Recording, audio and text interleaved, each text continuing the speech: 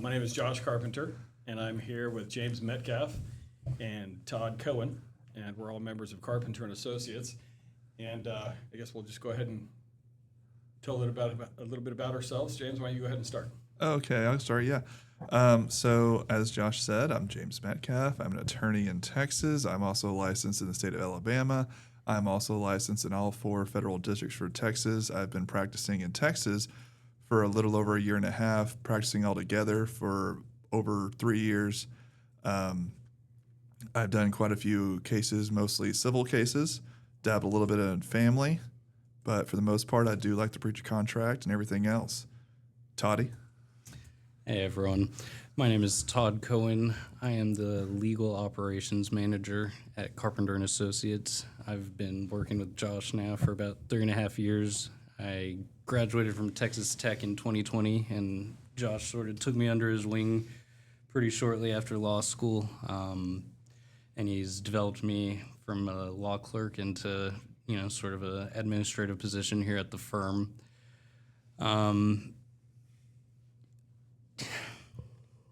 Todd does a little bit of everything. Yeah. Basically, if you have a problem, you go to Todd. If you can't find Todd, he's hiding out in Josh's office because he's solving one of Josh's many problems that he decides to find day to day. I'm good at finding them. Yeah, no doubt. Well, Sensei, I guess you have to introduce yourself now. I mean, we get it, you're Carpenter and Associates, but tell us about Mr. Carpenter. There's not much to tell. I'm pretty boring guy. That's a lie.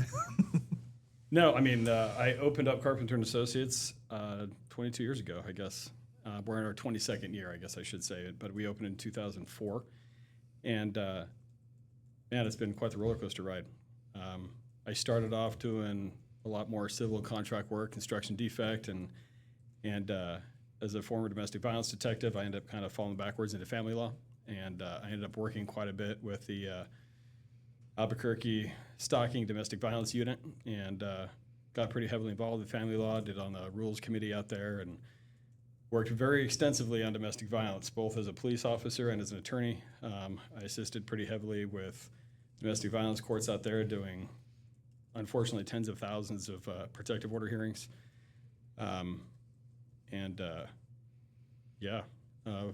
Decided to move out to Texas.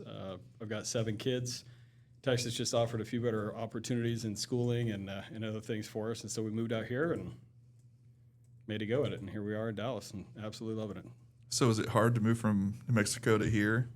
Weren't you originally in D.C.? You started in D.C., Yeah. Then you moved to New Mexico, then you moved to Texas? Yep. No, I mean, I grew up, my dad was, he was military and a Fed, and so he worked for the government for 44 years, and so we moved every few years. And so I don't really have a place that I technically call home. I think the longest I've ever lived anywhere was actually in New Mexico, and we lived there for about 13 plus years. And now we've been here in Texas for 8, and I can't foresee ever moving from this place. I absolutely love Texas.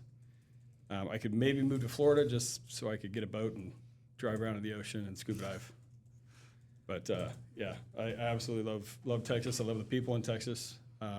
And frankly, I mean, I know this sounds probably self-serving, but I'm lucky enough to work with now some of the best friends and best people I've ever met in my life. So kind of spoiled.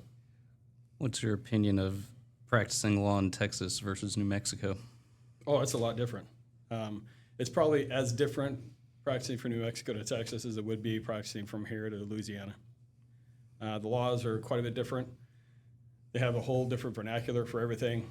Really stupid example is a Rule 11 in Texas is an agreement between parties. A Rule 11 in New Mexico is a sanctions motion. That is quite different. So, one you're in trouble, one you're making an agreement. Yeah, so it's quite a bit. And New Mexico follows a lot more of the federal rules of civil procedure and everything. And so there's quite a bit of difference. Why do you think that is? Is it because like maybe it's just kind of sparse when it comes to counties, as unlike Texas, where until you get to basically West Texas, it's kind of 100 miles is your next neighbor, whereas in New Mexico, it's not as huge of a population? Well, I'll tell you, New Mexico has under 2 million people total in the entire state. So Dallas beats it with half of the population. Yeah. Dallas is 5 times the size of the entire state of New Mexico plus, right? And then there's, don't even bring up Houston. Austin's bigger than the entire state of New Mexico, and I think San Antonio is too. So, I mean, it's just, we have 5 cities in Texas that all dwarf the entire population of New Mexico. And so the other issue with that is there are only about, I think, total like 5,000 or less practicing attorneys in the state of New Mexico.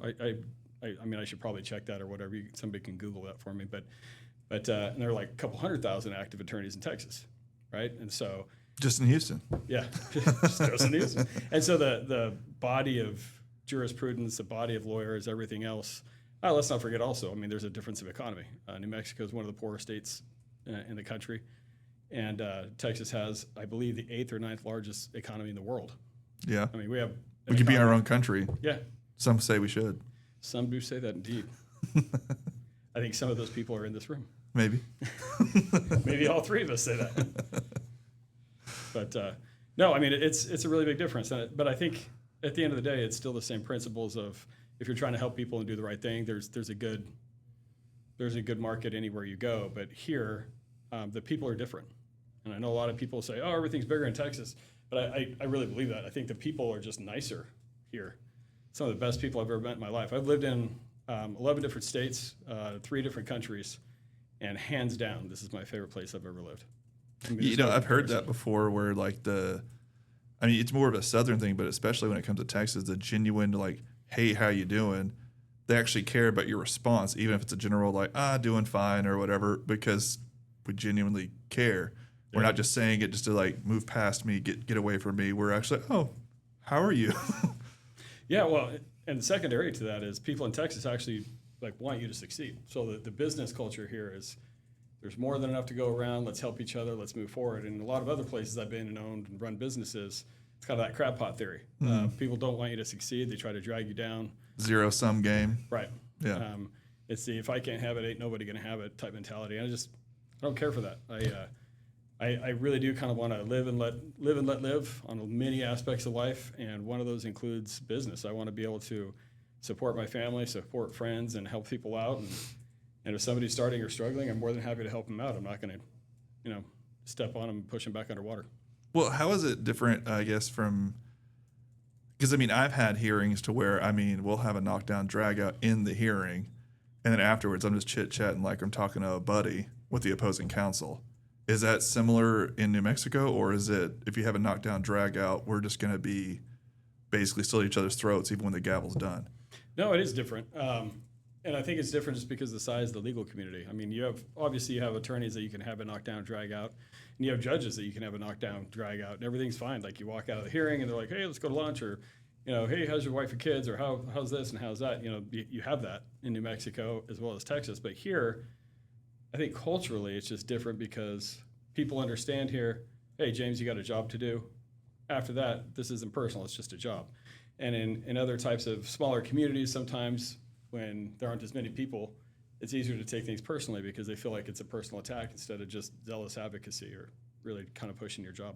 Yeah, I've heard that because I'm a millennial. I've heard my generation takes it a lot more internally than the older generation. Yeah. My former boss had a constant gripe about people my age, and it's because once you lose, you're just mad and decide to take down the other attorney and just trying anything. Whereas when he was doing it, even when you lose, it's all right, man. Let's go have a beer. Let's go have lunch or something like that. It's like it's over. Our job is done for that hearing. Next hearing, let's see what happens, or next trial. Well, I mean, I'm pretty good friends with the judge, and he and I, even as good friends, we've gotten into it. We've gotten very into it in court several times, and afterwards it's water to the bridge, nobody cares, right? And I've strenuously disagreed with some of his positions, and I'm sure he's felt the same about mine. And then at the end of the day, we're like, all right, cool, let's go to lunch and chill and talk about whatever else. That is fun. I have there's a judge that I have a semi-rapport in Dallas, and I made an objection. And he looked at me and basically he all but said like, "That's the stupidest objection I've ever heard." And then we had a break and we're just chit chatting about Texas Tech because I knew he went to Tech, and so we're talking about the team and over everything else. I'm like, "Yeah, we're just gonna forget about what you said 45 minutes ago because that's over now." Well, yeah, I mean, but that's the fun part, right? Like if you practice and you're a genuinely nice person and you try to help other people out and not be just automatically adversarial with everything, you can make great friends and you can have a lot of fun practicing law. Otherwise, it's a pretty miserable experience. I mean, we all know attorneys that just do nothing but try to make problems. That's definitely not any of us. right? Like that's actually no one on our firm. We got like 30 attorneys here. I can't think of anybody that's just like, I want to burn them to the ground, right? Just for fun. But we have other attorneys we go against that they'll file pleadings, they'll file motions, they'll do anything. I mean, we have One recently. I'm not going to name any names, but like we have the guy that used to brag about how miserable he made people's lives in cases and how he could delay a case forever if he wanted to. And you know what? He could, because he delayed our case for 2 years, I think, and it just got no traction or anything else. And he just kept playing games. He wouldn't answer discovery. He'd come to court and tap dance, and he would just throw just enough smoke and mirrors that the judge was like, whatever. And it helped that we had like different visiting judges constantly, right? Like, so nobody had that. There wasn't a consistent, ruling from anybody. Like, well, Judge Bob said this, and then Judge Judy said that, and Judge Frank said this, and you're just like going down the road, and you're like, whatever, but. What's stare decisis at this point, Judge? It's just keep giving it continuances. That's what it is. Mm-hmm. We have another guy. He's pro se, but we've had final hearings set up in a little bit further north of Dallas, and we've had a final hearing set 11 times, and they've continued the case 11 times on the day of the trial. And it's mind blowing to me. And he literally just does it for fun. I'm convinced. Like it just Yeah. He hasn't had any consequences yet. No, he has nothing. Like he never answered discovery. He never did anything. He moved out of state with kids that he couldn't. It was illegal for him to do that. He didn't care. He doesn't care about anything. So he's never paid child support and never done anything to support his kids, and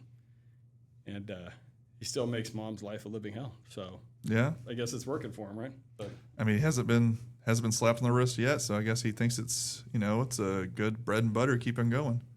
yeah, So, Toddy, what subjects do you have us to talk about here? Because you're just sitting there. yeah, seriously. Well, Earned your keep, sir. How is it for you? So, like, from day one to now, like, you were talking about how, Josh kind of took you under his wing. yeah. I guess as I know you went to law school as well, just like I did, went through that fun misery. By the way, if anybody ever tells you they enjoyed law school, there's something wrong with them. Or they're a good old liar. Yeah, their pants So- will be On emblazoned fire. any second. So, like, what have you learned? Because you went from just being a simple, like, as you said, a simple law clerk to actually being administrative. Because, when it comes to the firm's problems, we come to you first, which I'm sure you just love. He does love it. What because I've learned, that's what he's paid to do. what I've learned more than anything is that people are people.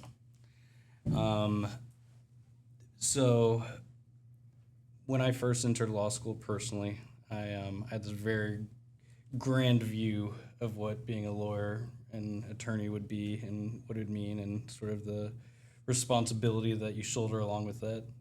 And I've always took that to the highest regard, and I was absolutely shocked and maybe incredibly disappointed when I entered the real world and got to meet a lot of attorneys and work with a lot of attorneys. Turns out people are people. So you're saying you don't like our personalities? Oh, I'm saying The ego trips? we are no different than anyone else. No. And so, with that comes a lot of human problems, which create crazy dynamics for a law firm internally, particularly to run a staff of attorneys. Is one of the most complicated things I could have imagined, between making sure people are competent, making sure social dynamics are in line, making sure people have what they need to do their jobs, all those sort of things. It's incredibly important for the health of a firm, and it's something that I've come to enjoy a lot. I heard a lot throughout law school, being an attorney is really difficult because opposing counsel's mad at you, your client's mad at you, your boss is mad at you, you get home late, your wife is mad at you. Mm-hmm. And that's something I have tended to notice or observe in my time in a law firm. Attorneys do have it really rough. And one of the things that I sort of like about the administrative side of the law firm is sort of what y'all have already touched on. I get to participate in fixing problems constantly. All the time. I'm helping people internally. Sometimes it goes directly to the client. Most of the time it's directly for one of our attorneys, getting them through an obstacle. And that makes me feel really good. As y'all also said, law school was terrible. I took a nosedive mentally through all that. And anyway. You too, huh? This job is really, For all those who don't know, going to law school is the equivalent of if you want to go to school and feel stupid for 3 years, go to law school. You're not stupid, but you feel stupid for 3 years. And you might be stupid by the time you get out. Yeah, you generally might be, but you just don't know because there's not really a gauge. Because even the top of the class, you find out that they don't know a certain subject that you know about. You're like, oh, you're dumb with your grade. Like, oh, I'm still in the middle of the pack and you're still at the top. Okay. Right. Well, law school's a game, though. I mean, a lot of academics are that way. Yeah. So you know what the figure out professor what's- wants, and you so know you what just the write the professor wants, essay. you can do it accordingly, and that's the game you play. But I wrote so many. There was one professor, and I knew how he had his essays, and so when it came to the administrative state, that's the class I happened to take, and it was administrative law. I just wrote it as basically the administration was right, and no matter what the answer was, like, yeah, so you're going to get a high mark because, like, yeah, they're ultimately right. It's like, yeah, we're not going to overturn Chevron. It hasn't been overturned yet. Luckily, now it has. But yeah, but meanwhile, the whole time you're taking the class, this guy's like, man, James really gets it. yeah, What a fantastic student James is. he's going to work for this side. Not a chance. But I mean, so like, let's kind of, I guess a little bit of kind of go into what we have to do day to day and is managing client expectations. Because that's super fun. I know from all of us, you have to do it as well, Todd. Right. Sometimes you have to be the intermediary to protect the client from the attorney or vice versa because they've come at such odds. Right. I feel that sometimes that just kind of is a sucky part because obviously if you're the attorney, you want to win. But if you don't, you're kind of irritated. But in the end, you're like, well, I kind of got to go with what I would go with. Otherwise, I end up in contempt too. But then you have the client yelling at you that you promised me I was going to win. And that's always the phone was like, I never once said that, but of course they heard that. So I guess since Josh has seen that quite a bit, you know, kind of manage your own firm, you get to really hear all the complaints. Oh, yeah. How do you really deal with that? Because, I mean, that's the biggest obstacle, in my opinion, of just having clients just not be mad at you, even if you get them a win. Well, I think you have to put that out of your head a little bit. No matter what, a general principle of practicing law is clients are always going to be upset about how much they pay you, no matter what. Yeah. Like, if you win, fantastic, they paid you too much money. If you lose, I paid you all this money and you guys didn't do anything, right? And so money is a big factor in all of practicing law. And it's actually kind of funny. I mean, all of us has kind of gone through stints at big law, small law, and we all know people that are still in big law firms, small law firms, medium-sized law firms. They're out on their own. It's always the same problem. Yeah. Because it doesn't matter what anybody says. Somebody comes in your office and says, Todd, I want to burn this guy's world to the ground. Money is no object. It's always an object. Yeah. It's always, it doesn't matter. I love the words, I want to do this on principle. Buddy, how much you willing to pay Yeah. for principle? Like, I got kids in college, I'll take principal, you know, because principal is expensive. Mm-hmm. And but realistically, the one way you can try to get through it mostly is you have to have things very clear.